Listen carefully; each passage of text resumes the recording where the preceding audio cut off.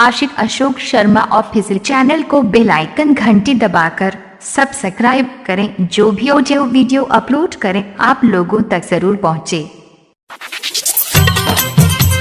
अरे बताओ 2020 में तुमको पास करना है, बार फेल करते आती है, अपनी ब्रेड का फेल ही ना तो तू समझ रखना हम क्या करें। Music by Sidhu Sidhu.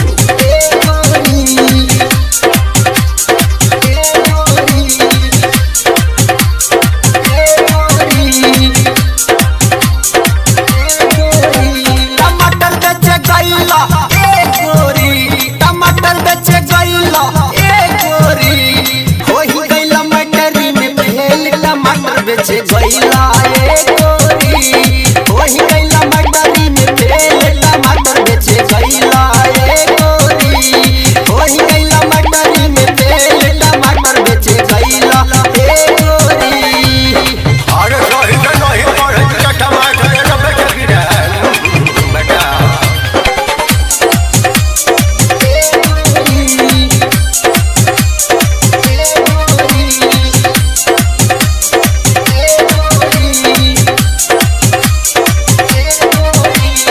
घरे से कके जालू पढ़े स्कूल में बन के तू जालू एकदम लागे ब्यूटीफुल में घरे से कके जालू पढ़े स्कूल में बन के तू जालू एकदम लागे ब्यूटीफुल में। हो गई लोगी जानवा ए गोरी हो गई लगी जानवा ए गोरी हो ही गई मटरी में फेल टमाटर बेचे गईला ए गोरी वही गईला मटरी में फेल टमाटर बेचे गईला ए गोरी वही गईला मटरी में फेल टमाटर बेचे गईला ए गोरी। अरे टमाटर बेचे की जिंदगी भर पढ़ाई ध्यान नहीं देती है बेटा। तुमको क्या कहते हैं कि पढ़े में ध्यान लगाओ, जमाना बहुत पॉपुलर हो गया है।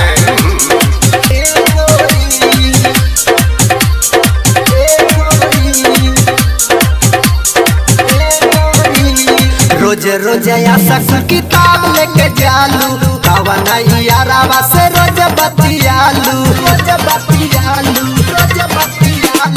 रोज रोज आशक किताब लेके जालू सिपुआ यारावा से रोज बतियालू भूलिया चोरी के ध्यानवा ए गोरी भूलिया चोरी के ध्यानवा ए गोरी हो ही गेला इंटर में फेल टमाटर बेचे गईला ए गोरी वही गेला इंटर में फेल टमाटर बेचे गईला ए गोरी वही गईला मटरी में फेल टमाटर बेचे गईला ए गोरी।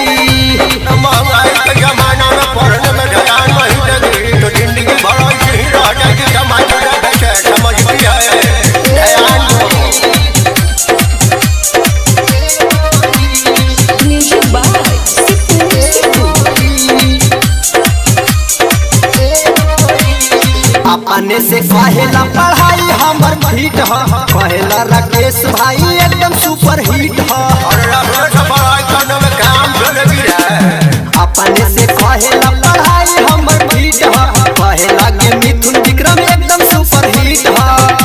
नगेंद्र के बयानवा ए गोरी सुन भर्ती के बयानवा ए गोरी होई गईला मटरी में फेल टमाटर बेचे गईला ए गोरी वही गेला इंटर में फेल टमाटर बेचे गईला ए गोरी वही गईला मटरी में फेल टमाटर बेचे गईला ए गोरी। टमाटर बेचे गईला ए गोरी टमाटर बेचे गईला ए गोरी वही गईला मटरी में फेल टमाटर बेचे गईला ए गोरी वही